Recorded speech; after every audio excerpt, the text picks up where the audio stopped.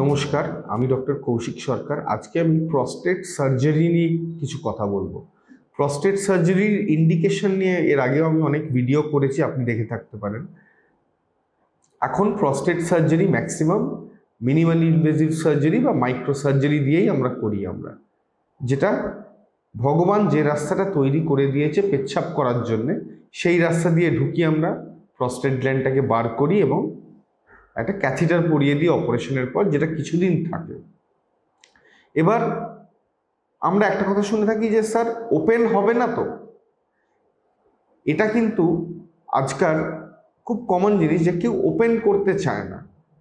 তবে ওপেন এখন প্রায় না করা হলেও আমি হয়তো বছরে একটা ওপেন সার্জারি করি। ওপেনের প্রাসঙ্গিকতা কিন্তু পুরোপুরি চলে যায়নি, আমি এই কথাটাই বলতে চাই। আমি আপনাকে একটা হিসেব দিচ্ছি।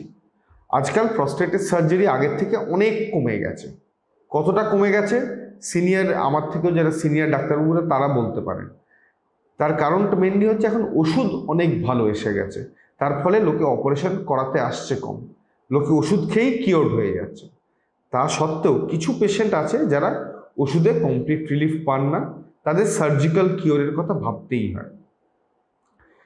এত ভালো ওষুধ সেগুলোও যখন কাজ করে না, সেই পেশেন্ট যখন আমাদের কাছে আসে প্রস্টেট ট্রিটমেন্টের জন্য, তো এটা ভাবতেই হবে যে তাদের প্রস্টেটটাও খুবই বড় গ্ল্যান্ড হয়। আমি একটা খুব রাফ হিসেব দিচ্ছি। এই যে আমরা মাইক্রো সার্জারি করে থাকি না প্রস্টেট গ্ল্যান্ডে, এটা একটা নারকোল কোরার মতো। নারকোলের যেমন আপনি ভাবতে পারেন যে একটা বাইরের একটা খোল থাকে এবং ভেতরে শ্বাসটা থাকে। আমরা নারকোলে একটা ছোট ফুটো করে সেই শ্বাসটাকে বার করে আনি, বাইরের খোলটা পড়ে থাকে।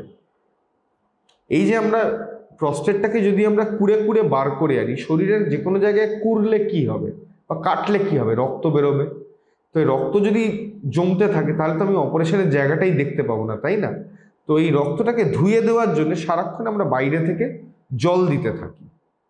এই জলটার একটা অংশ কিন্তু আমাদের শরীরে গিয়ে অ্যাবজর্ব হতে থাকে, এবং যদি খুব বড় প্রস্টেট থাকে, মানে অনেকক্ষণ ধরে অপারেশন করতে হবে, অনেকক্ষণ ধরে এই জলটা চালাতে হবে, তখন এই জলের একটা অংশ কিন্তু শরীরে অ্যাবজর্ব হয়ে যায় এবং এটা থেকে কিন্তু হার্ট অ্যাটাক পর্যন্ত হতে পারে। একটা খুব রাফ হিসেব আছে আমাদের, 1 গ্রাম প্রস্টেট বার করতে 1 মিনিট সময় লাগে। তাহলে 60 গ্রাম বার করতে 60 মিনিট সময় লাগবে, 90 গ্রাম বার করতে 90 মিনিট সময় লাগবে। অথচ আমাদের বইতেই লেখা আছে যে প্রস্টেট গ্ল্যান্ডের অপারেশন কিন্তু সাধারণত 90 মিনিটের মধ্যে শেষ করতে হবে। তার মানে যার 125 গ্রামের গ্ল্যান্ড আছে, আমি 90 মিনিটে কতটা বার করতে পারি?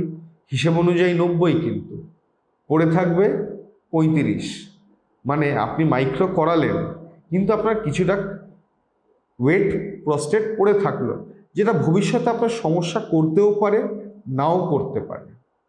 যে জন্যে আজকের যুগে কোনো ইউরোলজিস্ট যদি আপনাকে কখনো বলেন যে না আমরা ওপেন সার্জারির কথা ভাবছি, এটা এই জন্য উনি বলছেন না কিন্তু যে উনি ওপেন সার্জারি করতে ভালোবাসেন বা মাইক্রো সার্জারি করেন না, সেই জন্য নয় কিন্তু ব্যাপারটা। এটা আপনার সুরক্ষার কথা ভেবে উনি বলছেন যে আপনার মাইক্রো সার্জারি করতে করতে আপনার শরীরে যদি বেশি জল যদি অ্যাবজর্ব হয়ে যায়, সেটা হার্ট ফেলিওরের কারণ হতে পারে, লাংসে জল জমে যেতে পারে, আপনার ইমিডিয়েটলি শরীরটা খারাপ হয়ে যেতে পারে। যে জন্যে খুব বড় প্রস্টেট গ্ল্যান্ড হলে এখনও ওপেন সার্জারি করাটাই বেস্ট অপশন। এবার এই মাইক্রো সার্জারিরও কিছু নতুন ভেরিয়েশন এসছে, যেটাকে আমরা বলি লেজার প্রস্টেটেক্টমি বা স্যালাইন টিউআরপি, যেখানে আমরা নর্মাল স্যালাইন দিয়ে ধুয়ে ধুয়ে অপারেশনটা করি। এই লেজার প্রস্টেটেক্টমি বা নর্মাল স্যালাইন দিয়ে ধুয়ে করলে এই সময়টা কিন্তু বেড়ে যায়। ধরুন যেটা আমি হয়তো নর্মাল মাইক্রো সার্জারিতে 90 মিনিট সময় পেতাম, হয়তো আর 8 ঘন্টা সময় বেশি পাই, কিন্তু এই 8 ঘন্টা সময়টাই কিন্তু বেশি পাই।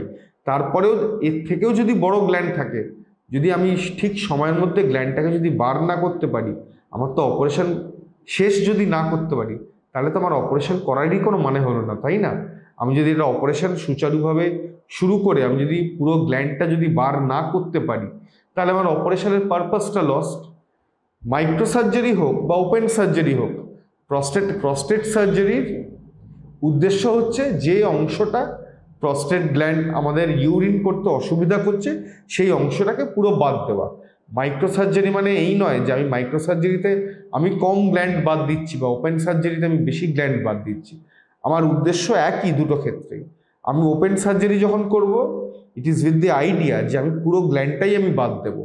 মাইক্রো সার্জারিও যখন করব, সেখানেও আমার আইডিয়াটা একই থাকে, কিন্তু যে আমি একটু করে দিয়ে চলে আসব, 2 বছর পর আবার সমস্যা হবে, ব্যাপারটা কিন্তু সেরকম নয়। আমাকে আপনাকে একবারেই কমপ্লিট থেরাপি দিতে হবে।